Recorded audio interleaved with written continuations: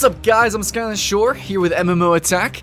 Greetings travelers, and it seems that you're looking for maybe some hidden treasure, seeking new adventures, stuff like that. You don't know exactly where to start though, but it's okay, I actually know how you feel. So let me help you out here and show you a few paths you can take on the start of your new journey. So these 10 games are all fun, for lots of different reasons, so don't expect any of these to actually be in any sort of order. None of the games will all outbest any other, so I'm gonna make sure to categorize them based on genre. And just before we start, I'd like to say I hope you find what you're looking for. Honestly, sincerely. Anyways guys, so first up, let's take a look at the best free-to-play MMO shooters. Easy access, intuitive controls, huge city, epic customization. Seriously guys, really good customization, I'm not even kidding. And it's got this really unique, free roam kind of game feel. And all these things make APB Reloaded really a must play, a must try. Even if it's just one time, even if it's just for a limited time. The run and gun playstyle, and like I said, the customization, it's gonna leave an impression on you. So yeah, the game started out a bit glitchy on release, and this kind of gave it a bad rap. But after content updates and all this stuff being added to the game, constantly being polished, it's now even more polished than a lot of AAA titles. So definitely good to go now. Basically, the game is one giant video version of Cops and Robbers. So you pick a side, and then you just kind of have fun and beat each other up. It's actually really cool. So the PvE is the PvP, intertwined together. And if you enjoy Grand Theft Auto gameplay, but you kind of want it in a multiplayer free-to-play package, then here you go. Come on down to APB. Okay guys, take Starship Troopers and then cel shade it. And yeah, boom, now we have Firefall.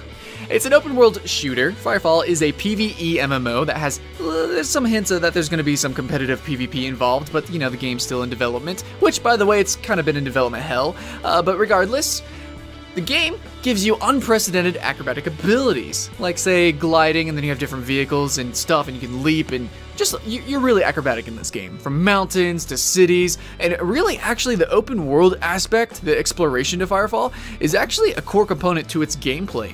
You see, players have to work together to actually unlock areas which have been encroached upon by the melding, which is this wall of energy that kind of swallows up entire areas of the globe. Yeah, players have to actually fight this back in order to unlock areas and bosses and do certain events. Yeah, Firefall promises really a more dynamic approach to PvE content versus the linear story progression, and it really allows players to play the way they want, giving them tons of options. And for example, you can switch classes at any time. Yeah, Firefall, it's been in development hell, but even where it is now, it's completely fun to play regardless. Yeah, it's just about the most epic game out there, pretty much. It's simply the most action you could possibly hope for in a game. It's got a science fiction setting, expect, you know, lasers, invisibility, giant hovering aircrafts, and epic force field shielded bases. Yeah, so there's hundreds and hundreds of players that are clashing together, faction versus faction versus faction gameplay. There's tons of unique upgrades that can be accessed through playing, and there's already a ton of unique classes to pick from, with each faction having different equipment specific to them. That's from guns, equipment, different color schemes, aesthetics, vehicles, and different bases already. Oh yeah, it's a lot of fun, definitely a lot of fun. You fight an epic war with friends, you're gonna have a blast, I promise. Really, the only downside is how strong of a machine you need to run the game. But if you can run it at max, guys, I promise, you're gonna have way too much fun. Running and gunning, it's fun and addicting. Sometimes bullets really don't quite satisfy, like, say, the impact of spells or gray swords. For those who understand the fantasy mindset but still love action, these next 3 games will definitely put a shine in your eye. The thing that these games share in common is the dungeon diving aspect. A heavy emphasis is put on small party play, and it takes place mostly within instance areas. The MMO aspects really shine inside of their competitive PvP and PvE content. Okay guys, here we have a tie, actually. Both Dragon Nest and Vindictus are really extremely similar, and also sister titles. And while there are very minor differences between them, the biggest change would have to be the art style. Vindictus is much more mature and horror-based, while Dragon Nest is more anime-inspired and really colorful. They both feature some of the best, if not the actual best, action combat in a multiplayer game, and are completely centered around epic combos and a hack-and-slash gameplay. I honestly think both games are worthy of a try, but some might dislike the art or style of one or the other, so pick one and have fun. Up next, we have a slightly cartoon version of Dungeons & Dragons World. Probably a different kind of viewpoint than you're used to. It's a little bit comical, but Neverwinter really promises to bring in some action that we're not used to in a lot of MMOs.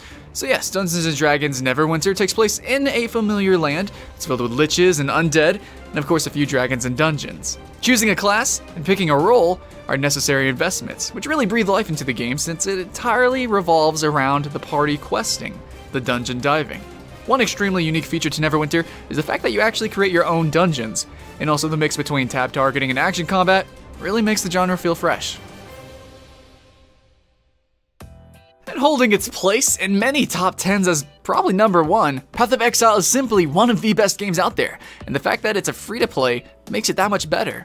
It really simply just has too much customization, at least in regards to the abilities and traits and talents.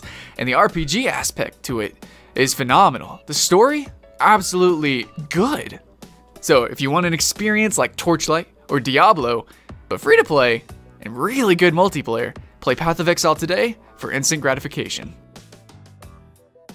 Community, it's the reason why we play MMOs. Either to lone wolf, rise above the crowd, or join a massive guild and become the world's first to destroy the endgame. Or you can just havoc around with a group of friends. The next 3 games have a huge emphasis on all parts of communication from player to player all the way to guild versus guild. These games all have very large worlds and are more traditional, but have a truly astounding amount of content to explore with friends, and of course rivals alike.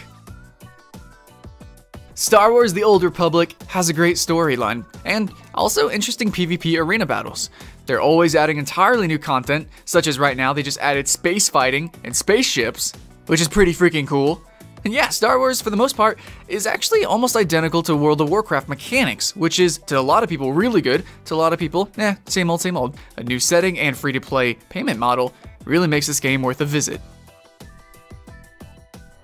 A notorious grind, Terra actually features too many unique gameplay mechanics, really, to not be on this list. While yes, it does take a while to actually get to the endgame content, it's completely worth it. It holds the standard for true action combat, and its unique art style also lends a hand at making it one of the best MMO experiences, and really kind of like a work of art.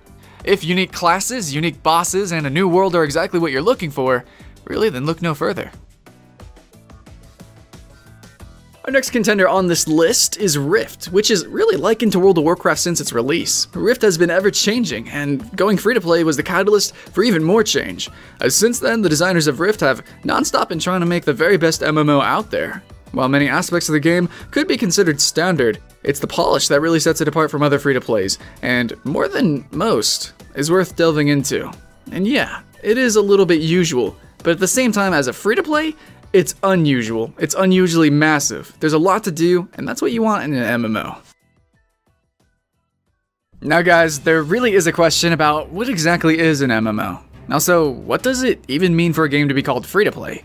Some games require purchases in order to fully enjoy the so-called free experience. Some buy-to-play games offer a ridiculous amount of content for free compared to subscription competitors, do trials and demos count as free-to-play.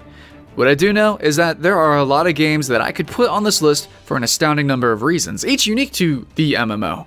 But I want to share my professional opinion on one of the best MMO experiences that I've ever had as a free-to-play experience, and even against my experience playing World of Warcraft and Guild Wars 2, and that game is RuneScape. While not officially a part of this list because the majority of the game hides behind a payment barrier, it is still a great game to get into, or get back into, due to its popularity and unique storylines, which no other game really does a better job of. Questing in RuneScape actually really feels like an adventure, and the risk-reward nature of the entire game makes it feel so much more rewarding. And with these new ideas being put into the game every month, such as Dungeoneering, big updates, there really isn't a limit to the challenge that awaits here. To be honest, it is even fun just to play through the free-to-play quest, and worth the time to do so if you can get past the charming, yet admittedly hideous graphics. Just know that the game is still going strong, and only getting better. But that's it guys, these 10 games are all great adventures waiting to happen, but also remember that there are more on the horizon. More and more games are coming out, and so many look golden compared to our previous treasures. Some bend the definition of the genre, and some are bringing concepts we have never even imagined possible. Either way, don't let these gems escape you now. Regardless of age, they will always be valued and worthwhile to someone somewhere, and together, you guys can share in the experience. The very reason we play these kinds of games. If you're interested in knowing more about the upcoming MMOs, you should come back and see our next top 10, and definitely subscribe for news. I'm Skylent Shore with MMO Attack, and we'll see you guys later.